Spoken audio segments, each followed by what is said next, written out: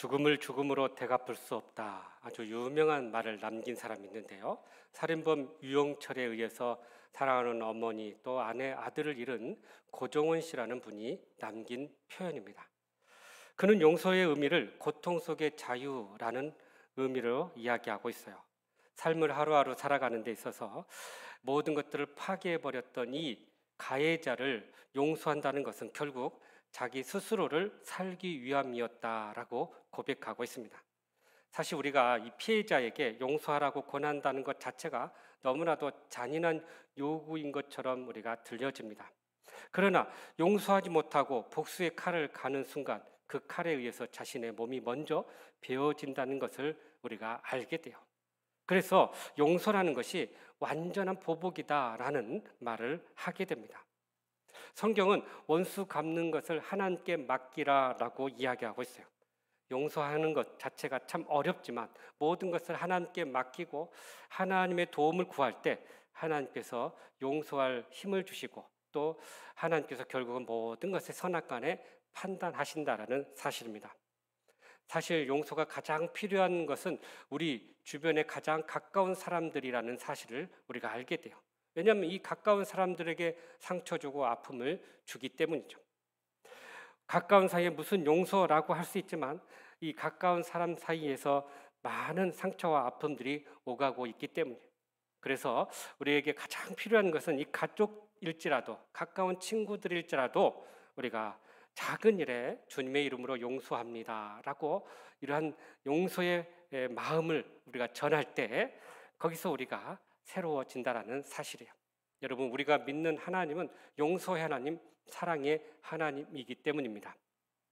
오늘 말씀은 악한 농부, 이 포도원 농부 비유를 우리에게 말씀해 주고 있어요. 예수님께서 성전에 들어가셔서 이 성전을 정화하시니 이 유대 종교 지도자들이 도대체 당신 무슨 권위로 이런 일을 행하냐라고 물었던 거예요. 만약에 당신이 하나님으로부터 왔다면 표적을 보이라라고 이야기했던 거죠. 그랬을 때 예수님께서 이들에게 표적은 보여주지 않고 바로 이 포도원 농부 비유를 이야기해 주신 것입니다. 한 포도원 주인이 포도원을 만들어주고는 이 농부에게 소작을 이렇게 주었습니다. 그래서 때가 되어서 이 소출의 일부를 얻으려고 종을 보냈더니 종에게 소출을 주지 않고 때려서 거저 보냈던 거예요. 그래서 또다시 보냈더니 이번에는 머리를 때리고 능욕을 하고 그래서 또다시 보낸 거예요. 안 되겠다. 계속해서 종을 보냈더니 이번에는 종을 때려 죽이고까지 했던 거죠. 이제 마지막으로 그의 아들을 보냈어요. 그랬더니 아들까지도 죽이고 결국은 주인이 다시 돌아와서 이 농부들을 진멸하고 내쫓아 버렸던 것입니다. 그러니까 이 이야기를 통해서 예수님께서는 지금 이 종교 지도자들의 권위에 대해서 말씀하고 있어요. 우리가 이 이야기를 보면 포도원 주인의 어떤 정의를 마치 실행하는 것처럼 보입니다. 그러나 이 사실 안에는 하나님의 사랑이 얼마나 크고 위대한지를 보여주고 있다라는 사실이에요. 그러므로 우리는 이 하나님의 크신 사랑을 깨닫고 우리가 어떻게 믿음 안에서 살아가야 할 것인지 오늘 또 주시는 말씀을 통해 주님의 음성을 듣고 그렇게 순종함으로 하나님을 사랑하고 또 그 사랑을 전하는 저희 모두가 되기를 주님의 이름으로 축복합니다. 먼저 2절과 3절 말씀을 다시 한번 보죠. 시작. 때가 이르매 농부들에게 포도원 소출 얼마를 받으려고 한 종을 보내니 그들이 종을 잡아 심히 때리고 거저 보내었거늘. 아멘. 여러분, 비유라는 단어가 그 헬라어로 파라볼레라는 단어인데 파라는 옆에, 볼레는 두다 그런 뜻이거든요. 던져두다. 그러니까 이게 무슨 말이냐면 감추어진 진리를 드러내어서 실예를 들어서 앞에 던져두다 이런 표현이에요. 그러니까 예수님께서 이 천국의 비밀을 사람들에게 알려주는데 사람들이 이 천국의 비밀을 이해를 못해요. 그러니까 예수님께서 이해할 수 있는 그런 이야기로 비유를 들어서 그렇게 천국의 비밀을 소개하고 있다는 것입니다. 이 악한 포도원 농부 비유는 예수님께서 이 종교 지도자들의 잘못된 권위를 그들이 이렇게 사용하고 있음을 지적하고 있는 표현입니다. 그래서 이 비유를 통해서 하나님의 사랑과 예수님의 십자가의 죽음이 얼마나 크고 아름다운지를 증거하기 위해서 이 말씀을 주시고 있다는 거예요. 앞서 말씀했듯이 한 포도원 주인이 이 포도원을 새롭게 만들어서 농부에게 소작을 줬어요. 우리가 여기서 눈여겨봐야 될 게 이 주인이 포도원 모든 것을 완벽하게 만들어주고 이 농부는 농사만 짓게 했다라는 것입니다. 사실 대부분 이 포도원을 조성하는 것 자체도 이 농부가 해야 할 일인데 주인이 포도원을 다 조성하고 만들어 놓고 이 땅을 잘 경작해서 그 포도원 소출을 주라, 일부를 주라 이렇게 계약을 맺은 거예요. 여기서 이 주인은 하나님을 상징하고 있고요. 농부는 이스라엘을 의미하고 있습니다.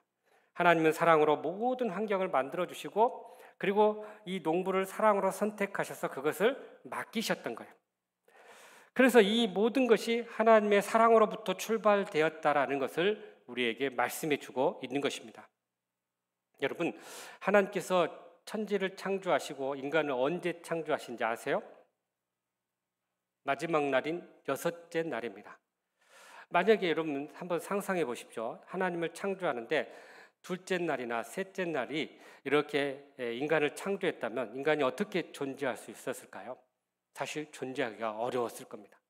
근데 하나님께서는 이 창조의 모든 것의 결말, 그리고 종결을 바로 인간 창조에 두셨다는 거예요. 그러니까 그 앞에는 인간이 살아갈 수 있는 좋은 환경을 만들어 놓으시고 마지막 날 인간을 창조하시고 그리고 이 모든 것들을 관리하고 다스리도록 인간에게 그것을 위임해 줬다라는 사실이에요. 그러니까 이 메시지가 주는 것은 하나님께서 우리 인간을 사랑하셔서 마지막 날 모든 것을 만들어 주시고 모든 필요와 환경을 채워 주시고 갖추게 하시고 이 모든 것들을 맡겨 주셨다라는 것입니다. 그러면 우리가 이 사랑을 입은 자로서 우리는 어떻게 살아가야 될까요? 그 하나님의 은혜에 감사하고 우리에게 주어진 모든 것에 최선을 다하고 충성해서 열매로서 주인께 돌려드려야 할 것이 바로 우리의 사명이라는 것입니다. 당시 이 주인과 소작농들이 흔히 계약을 할 때요, 계약 조건에 소출의 40%는 이 땅 주인에게 그리고 60%는 이 소작인이 이렇게 소유하는 계약을 맺는다고 합니다.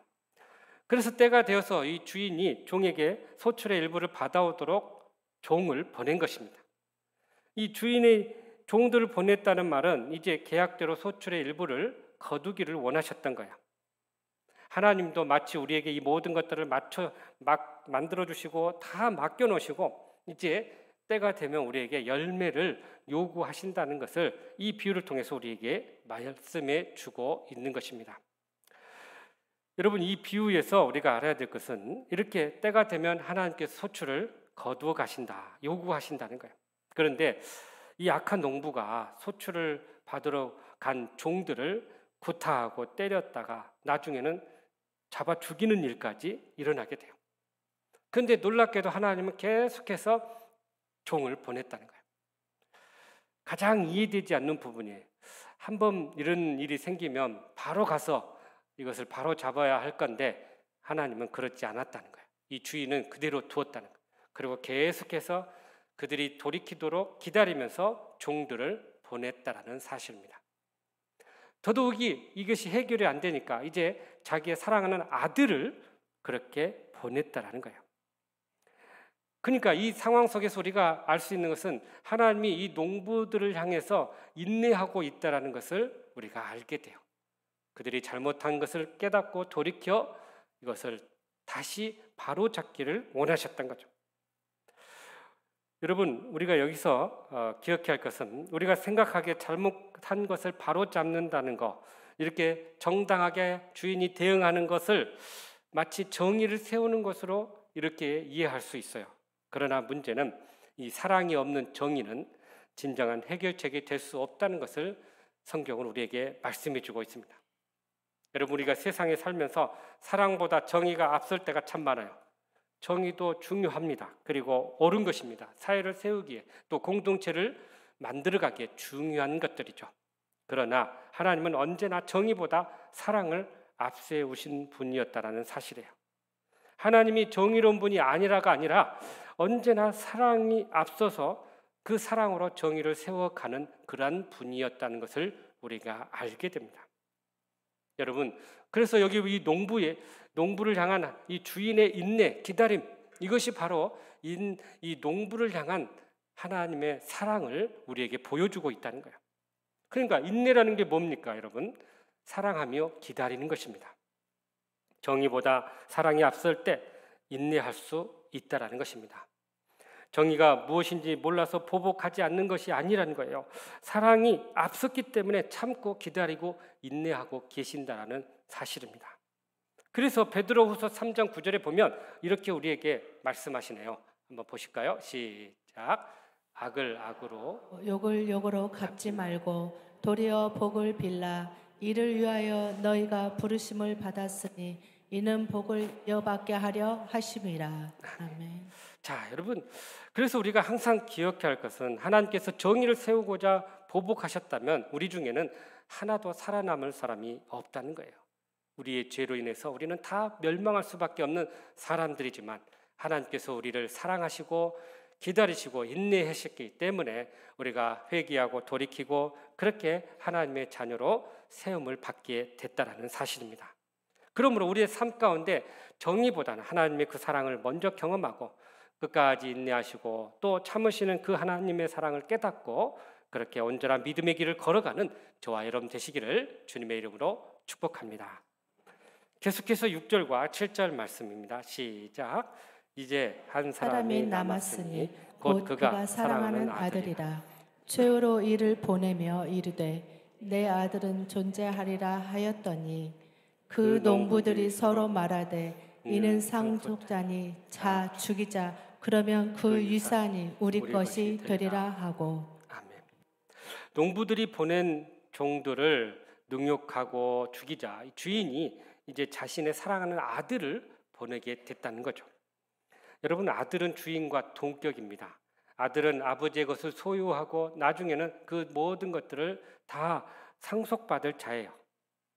그런데 이렇게 종을 보냈음에도 불구하고 이들이 돌이키지 않으니까 이제는 자기 사랑하는 아들을 보내게 되었다는 거예요. 어쩌면 이 주인이 농부들에게 가장 정말 마지막으로 주는 기회가 이 기회라는 거죠. 그래서 아들은 이 주인의 대리인의 입장에서 마지막 최후 통첩으로 이것을 주지 않으면 이제 모든 것이 다 계약이 다 무너지게 될 것이다 라는 최후 통첩을 가지고 이 아들이 가게 된 거죠. 여기서 아버지의 마음이 어떤 마음일까 하는 생각을 한번 하게 됩니다. 물론 아들에 대해서는 무사히 잘 다녀오기를 바라는 마음이겠고 이 농부들에 대해서는 이제 돌이키고 회개해서 그 계약했던 모든 것들을 다 돌려주기를 원했던 거죠. 사실 아버지는 농부들이 지금까지 종을 죽였으나 혹 자신의 아들을 죽일 수도 있다는 그런 생각을 하고 계셨을 것입니다. 그런데 여러분, 이 아들을 이렇게 죽음의 사지로 내보내는 그런 아버지는 없다는 거예요. 아마도 정상적인 부모라면 자신의 생명을 대신해서 자녀를 살릴 것입니다. 그래서 하나님이 그 아들을 보내셨다는 것은 하나님 그 자신을 주신 것보다도 더 큰 사랑을 우리에게 주셨다는 것을 의미하고 있다는 거예요. 이처럼 하나님께서 자기 아들을 주셨다는 것은 곧 그것은 그 사랑하는 아들보다도 더 귀한 것을 주셨다는 거죠. 훨씬 더 소중한 존재를 우리에게 보내주셨다라는 그런 의미를 가지고 있어요. 그러니 여러분, 이보다 더 큰 사랑이 어디 있겠습니까? 모든 것 위에 모든 것에 뛰어난 그런 사랑이요. 그분이 바로 그의 아들이고 또 예수 그리스도시라는 것입니다. 그러므로 아들을 주신 그 하나님의 최고의 사랑을 우리가 경험하고 깨닫고 또 믿을 수 있어야 한다라는 사실이에요. 여러분, 이런 말이 있어요. 사랑이 많은 사람은 패배자가 된다라는 말이 있습니다. 그러니까 사랑이 많은 사람이 진다는 거예요. 여러분, 우리가 가정에서 사랑이 많은 사람이 이 가정 안에서 이렇게 다툴 때 져준다는 거예요. 누가 잘 양보하고 누가 잘 이렇게 져줍니까? 결국 사랑이 많은 사람이 그렇다는 거죠. 하지만 여러분, 이 패배는 결코 비참한 패배가 아니라는 거예요. 그 패배로 오히려 많은 것을 얻는 것을 의미하고 있기 때문이죠. 하나님은 우리를 얻기 위해서 아들 예수 그리스도를 내어주셨고 패배한 것 같았지만 그러나 우리를 구원하시고 많은 자녀들을 얻게 되었다라는 사실입니다. 그러나 여러분, 이 본문의 농부들을 보니까 이 아들을 거부하고 포도원을 차지하려는 그 욕심을 가지고 이 아들을 죽이고는 결국 포도원 밖으로 내어 던졌다라는 사실이에요. 이 포도원 농부들을 볼 때마다 우리가 이 두 가지 교훈을 보게 됩니다. 인간의 죄성이 얼마나 큰가를 우리가 알게 돼요. 그러니까 첫 번째는 이 사람의 마음이 얼마나 이기적인 존재인가를 알게 됩니다. 여러분, 포도원 이 모든 것들을 기쁨으로 선물로 받은 이 농부들이 그것이 마치 자기 것 그냥 생각하고 있다는 거예요. 여러분, 우리가 알아야 될 것은 이 포도원 농부들은 잠시 계약에 따라서 그 땅을 이렇게 맡은 자들이에요. 그러니까 다시 말하면 청직이에요. 관리인이에요. 주인은 하나님이라는 거예요. 그런데 맡은 자에게 문제가 생겼어요. 그것이 마치 자기 것냥 착각하고 있다는 거예요. 그래서 하나님께로부터 온 것을 이젠 자기 것으로 여겼던 거죠. 여러분 7절 말씀을 한번 보십시오. 뭐라고 나오냐면 이런 표현이에요. 농부들이 서로 말하되 이는 상속자니 자 죽이자. 그러면 유산이 우리 것이 되리라라고 이야기해요. 그러니까 이 땅을 이제 소유하고자 하는 마음이 그들 가운데 있었다는 거죠. 하나님의 것을 내 것으로 삼고자 했던 거예요. 그 아들을 죽이면 이것이 내 것으로 될 것으로 여겼던 거죠. 그래서 하나님은 이 소유권을 확인하기 위해서 계속해서 당신의 종을 보내시고 결국은 그의 아들까지 보내셨던 거죠. 여러분, 하나님께서 우리에게도 이 소유권을 늘 확인하는 말씀을 주십니다. 내가 너를 이렇게 축복하고 너에게 모든 환경을 맞춰 주었는데 너의 물질, 너의 시간, 너의 능력, 너의 은사 이제 돌려줘야 되지 않겠냐라고 묻는다는 거예요.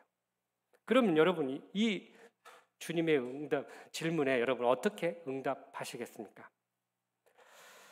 성경은 헌금을 강조합니다. 그것은 이 소유권을 확인하는 작업이기 때문이에요. 그래서 우리가 11조를 할 때 큰 착각 중에 하나가 내가 열심히 일해가지고 내가 얻은 것 중에 10분의 1을 하나님께 드린다 이렇게 생각할 때가 참 많은데요. 사실은 그렇지 않다는 거예요. 이 모든 것도 하나님이 주셨고 그래서 10분의 1만 하나님께 아니라 10분의 10이 다 하나님 것인데 그 중에 일부를 하나님 앞에 드립니다. 다시 말하면 이 소유권이 하나님께 있음을 확인하고 믿음으로 드리는 것이 바로 11조의 근본 정신이라는 사실이에요. 그러므로 우리는 하나님 앞에서 다 청직이라는 것입니다. 하나님께서 주신 것을 잠시 맡은 거예요. 우리의 은사까지도, 우리의 능력까지도, 우리의 지혜와 건강까지도 다 하나님으로부터 왔다라는 이 사실을 여러분 믿을 수 있길 바랍니다. 그렇게 고백해야만이 하나님 앞에 온전히 드릴 수 있다라는 사실이에요. 두 번째는 우리가 여기서 또 하나 교훈을 받는데 이 죄가 점점 확장되고 있다는 것을 우리가 알게 돼요. 이 농부들의 죄가 처음에는 때렸어요. 그리고 돌려보냈어요. 그 다음에는 머리를 때리고 능욕을 했어요. 그 다음에는 아예 때리고 죽였어요. 더 나아가서는 아들까지 죽였어요. 그러니까 죄가 점점 확장되고 강화되고 있다는 것을 우리가 발견하게 됩니다. 죄가 우리 안에서 이것을 컨트롤하지 못하면 점점 강화되고 확장된다는 것을 우리에게 교훈하고 있다는 거예요. 그래서 여러분 우리가 기억해야 할 것은 우리의 부패한 죄의 본성 때문에 우리는 가만히 두면 죄가 점점 더 강해질 수 있구나. 점점 더 확장해 가는구나. 이것을 처음부터 이것을 관리하지 않으면 결국 죄에 의해서 우리가 넘어지게 되는구나. 이 사실을 우리가 분명히 깨달아야 한다는 거예요. 그래서 이 죄가 제대로 관리되지 않으면 더 악해지고 더 하나님 앞에 큰 죄인으로 서게 된다는 것입니다. 그래서 우리는 이 죄의 연결고리를 끊어야 돼요. 이것들이 우리를 넘어뜨리지 않도록 우리가 끊어야 된다는 거예요. 그래서 그것을 바로 우리는 회개라고 이야기합니다. 하나님 앞에 돌이키고 또 우리의 잘못한 것을 깨닫고 돌이키는 이 작업, 이것이 바로 우리 자신을 돌아보는 작업이고 성찰하는 작업인 거예요. 그래서 여러분 꼭 기억하시기를, 우리의 죄가 우리 안에서 더 확장되고 강해지지 않도록 이것을 끊고 그렇게 경계하고 늘 하나님 은혜 안에 거하는 저와 여러분의 삶이 되시기를 주님의 이름으로 축복합니다. 마지막 9절 말씀이네요. 시작. 포도원 주인이 어떻게 하겠느냐. 와서 그 농부들을 진멸하고 포도원을 다른 사람들에게 주리라. 아멘. 여러분, 우리가 본문에서 보면 처음에는 하나님이 어떤 하나님인가를 우리가 발견하게 됩니다. 하나님은 모든 것들을 만들어주시고 선택하시고 주시는 분이다. 다시 말하면 사랑의 하나님이다. 그럼에도 불구하고 이 농부들이 이 소출의 일부를 돌려주지 않고 종들을 때리고 자기 아들을 죽이는 이 모습을 보면서까지 하나님은 그들을 위해서 참고 기다리는 이 자비의 하나님으로 이렇게 우리에게 보여주고 있어요. 그런데 여러분, 이 하나님이 9절에서는 바뀝니다. 심판하시는 하나님으로 바뀌고 있어요. 우리가 읽은 말씀에 보니까 그들을 진멸하고 포도원을 다른 사람들에게 주시겠다고 말씀해요. 그러니까 사랑의 하나님, 자비의 하나님, 그러나 기다리고 참다가 이제는 그 모든 것을 바로 세우시기 위해서 정의 하나님, 공의 하나님, 심판의 하나님으로 우리에게 나타나고 계신다는 사실이에요. 여러분, 그러니까 하나님의 사랑이 끝까지 그를 기다리는 게 아니라 이제 어느 순간에 하나님의 정의와 공의를 세우기 위해서 이것을 바로잡는 시간이 온다라는 사실입니다. 그것이 바로 하나님의 심판이에요. 많은 사람들이 하나님이 인간을 사랑하시는데 어떻게 심판하십니까? 라고 말하는 사람이 있어요. 그러나 이것은 하나님의 사랑을 모르는 표현이죠. 하나님이 인간을 사랑하시기 위해서 어떻게 하셨고 어떻게 인내하셨고 어떻게 참으셨는지를 우리는 이 성경을 통해서 분명히 알고 있어요. 반대로 인간이 얼마나 하나님 앞에서 범죄하고 극악무도한지를 우리에게 보여주고 있습니다. 이에 반해서 하나님은 끝까지 우리를 인내하고 기다리다가 결국은 하나님의 공의와 정의를 세우시기 위해서 결국 심판의 하나님으로 서 계시는 것을 우리가 보게 됩니다. 그래서 하나님이 아들을 이 세상에 보내신 이 희생은 사랑의 극치이고 자비의 극치이지만 반대로 이젠 하나님의 공의를 세우기 위한 하나님의 때가 다가왔다는 것을 우리에게 말씀해 주고 있는 거예요. 그러니까 겉으로는 하나님의 사랑의 극치인 것 같지만 이젠 이것을 받아들이지 않으면 너희들에게 심판이 임할 것임을 분명히 우리에게 경고하고 있다라는 사실입니다. 여러분, 이 하나님의 사랑과 공의의 심판 앞에서 우리가 이제 선택해야 된다는 거예요. 우리가 십자가를 선택하냐 아니면 이것을 거부하냐. 십자가는 우리에게 선포된 하나님의 사랑의 마지막 카드예요. 이거 받아들이지 않으면 이제 우린 영원히 멸망할 수밖에 없는 심판이 주어진다는 거예요. 그런데 여러분, 이 시나리오가 그대로 현실로 이루어지는 것을 보게 돼요. 결국 예수님을 받아들이지 않는 이 유대 종교 지도자들과 또 많은 이 불신자들이 본문의 이 악한 농부들처럼 하나님의 심판 앞에 서게 됐고 그 받은 모든 것을 잃어버리게 되었다라는 사실입니다. 여러분, 오늘도 마찬가지예요. 자기보다 더 소중한 아들을 내어주신 그 사랑, 그 십자가의 사랑을 우리가 받아들이지 않는다면 우리 하나님의 심판 앞에, 하나님의 진노 앞에 설 수밖에 없다라는 사실입니다. 하나님의 아들 예수 그리스도를 받아들이지 않는 것 자체가 결국은 하나님의 심판 앞에 서는 것입니다. 하나님의 사랑을 받아들이지 않고 그렇게 그것을 거부했을 때 얼마나 무서운 심판이 있는지를 우리가 깨달아야 한다는 거예요. 반대로 우리가 이 심판 앞에서 예수님을 받아들이고 그렇게 돌이켰을 때 우리에게 얼마나 큰 사랑과 또 복이 주어진다는 것을 분명히 우리가 기억해야 한다는 것입니다. 이것이 바로 이 땅에서 진정한 누리는 행복이고 또 영생의 길이라는 사실이에요. 그런데 여러분, 이 농부들이 이 주인의 아들을 죽임으로 그것으로 끝난 줄 알았어요. 그러니까 십자가로 끝난 줄 알았어요. 만약 여기서 끝났다면 정말 엄청난 비극으로 그냥 마무리됐을 것입니다. 그런데 이 비극 같은 이야기가 희극으로 바뀐다는 거예요. 급반전을 하고 있어요. 그것이 바로 예수님의 부활 사건이죠. 바로 그 이야기를 이 10절 말씀에서 우리에게 교훈하고 있어요. 10절 한번 읽어보시죠. 시작. 너희가 성경의 건축자들이 버린 돌이 모퉁이의 머릿돌이 되었나니. 아멘. 사실 이 말씀은 시편 118편에 나온 메시아에 대한 예언의 말씀을 인용한 거예요. 예수님의 그 죽음과 부활을 이렇게 예언한 표현이에요. 여기서 이 건축자는 누구냐면 이 종교 지도자들이고요. 그들은 포도 농부들 같은 사람들이었어요. 그리고 이 버린 돌은 바로 예수 그리스도라는 사실입니다. 왜 건축자들이 이 머릿돌을 버렸을까요? 여러분, 건축에서 이 머릿돌, 다시 말하면 이 머릿돌은 주축돌, 기초석입니다. 그러니까 이스라엘의 이 집 짓는 방식을 좀 우리가 이해를 해야 되는데요. 우리가 흔히 말하는 머릿돌은 우리가 건물을 다 지어놓고 나서 그 앞에다가 이 건물에 대한 아주 간략한 소개를 이게 적어놓은 게 머릿돌이죠. 그런데 이스라엘에서 이 머릿돌은 그런 개념이 아니라 건축을 할 때 아주 중요한 기초석 역할을 하는 게 바로 머릿돌이에요. 그런데 지금 사람들이 이 머릿돌을 버렸다는 거예요. 왜 버렸을까? 한마디로 자신들이 세우고자 한 건물, 자신들이 설계한 건물과 달랐기 때문에, 그것이 자기들이 원하는 건물과 적합하지 않았다고 생각하기 때문에 버렸던 거예요. 이게 무슨 말일까요? 유대 종교 지도자들이 생각하는 종교, 또 자기들이 생각하는 그런 세상, 그것과 예수님과의 이것이 전혀 맞지 않았기 때문에 그 돌을 빼어서 버렸다는 거예요.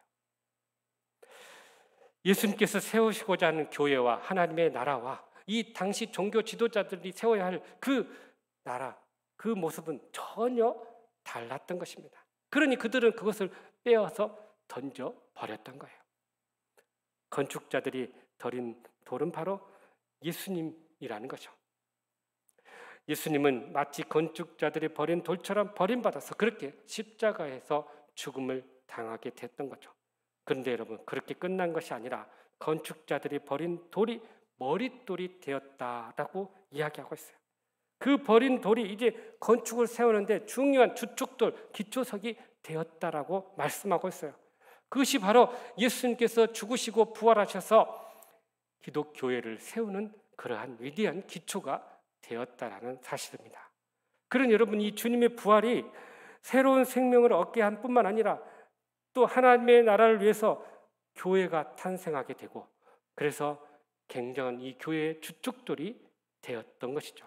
다시 말하면 건축자들이, 종교 지도자들이 버린 이 돌이 하나님의 나라를 위해서 귀하게 쓰임받는 그런 교회가 되었다라는 사실입니다. 서울 한강에 가면 여의도라는 섬이 있는데요. 이 섬은 원래는 모래 땅이었다고 합니다. 그래서 오랫동안 사람들이 쓸모없는 땅이라고 여겼던 거예요. 한 임금, 그러니까 우리 조선의 한 임금이 여의도를 보고 별로 가치가 없는 땅이다 해서 신하에게 이렇게 이야기했답니다. 내 마음대로 하라. 그래서 여의도가 됐다는 거예요. 내는요, 아랫사람을 가볍게 부르는 호칭, 내 여자 하문을 쓰고 마음대로 뜻을 해서 여의도가 됐다는 거예요. 내 마음대로 해라. 쓸모없으니 네 마음대로 해라. 그런데 이 쓸모없게 여겨졌던 이 땅이 가치 있다고 본 사람들에 의해서 개발이 돼가지고 그곳에 놀라운 건물들이 세워지기 시작하면서 그 땅은 쓸모 있는 땅이 되었던 거예요. 지금 우리나라에서 강남 다음으로 가장 비싼 땅 중에 하나예요. 남들이 버리고 쓸모없다고 생각했던 그곳에 이렇게 놀라운 일이 생기듯이 하나님께서는 버린 돌을 통해서 이렇게 놀라운 교회를 세우시고 오늘 이렇게 각 지역마다 아름다운 교회를 세우셨다라는 사실이에요. 그리고 복음의 역사를 여기까지 이렇게 일으켰다라는 사실입니다. 그러므로 우리가 꼭 기억해야 할 것은 이 버린 돌이 머릿돌이 되어서 하나님의 위대한 도구가 되었던 것처럼 오늘도 우리가 하나님 앞에서 버림돌처럼 여겨지지만 그러나 하나님 앞에 우리가 붙들림 바 되면 우리는 머릿돌이 되고 기초석이 되어서 하나님 나라의 몸된 교회를 세우는데 큰 중요한 역할을 하게 될 줄로 믿습니다. 그러므로 우리가 보잘것없는 우리의 머릿돌을 세워주신 그 하나님의 은혜를 경험하고 그렇게 하나님 나라의 주축돌, 기초석이 되어서 그렇게 하나님 앞에 귀하게 쓰임받는 저와 여러분의 삶이 되시기를 주님의 이름으로 축복합니다. 사랑하는 성도 여러분, 하나님의 사랑을 경험하고 그렇게 하나님 나라를 위해서 온전히 쓰임받기를 원하십니까?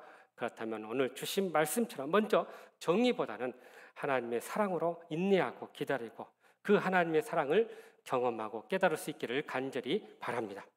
또한 이 죄의 확장성을 깨닫고 우리가 늘 죄에 대해서 경계심을 갖고 죄를 물리칠 수 있기를 간절히 바랍니다. 나아가서 보잘것없는 우리를 머릿돌로 주축돌로 세워주시고 귀하게 쓰시기를 원하신 그 하나님의 사랑을 깨닫고 그렇게 주님의 몸된 교회 주축돌이 되어서 귀하게 쓰임받는 저와 여러분 되시기를 간절히 바랍니다. 그래서 하나님의 나라를 위해서 귀하게 쓰임받고 영광 돌리는 저와 여러분의 삶이 되시기를 주님의 이름으로 축복합니다. 기도하겠습니다. 사랑과 은혜가 풍성하신 하나님, 오늘도 버린 돌을 머릿돌이 되어서 귀하게 쓰임받기를 원하시는 하나님, 우리의 부족한 연약한 우리들을 주축들이 되게 하여 주셔서 하나님 나라와 몸된 교회 그런 일꾼으로 삼아 주시옵소서. 모든 것 주님께 감사드리옵고 예수님의 이름으로 기도하옵나이다. 아멘.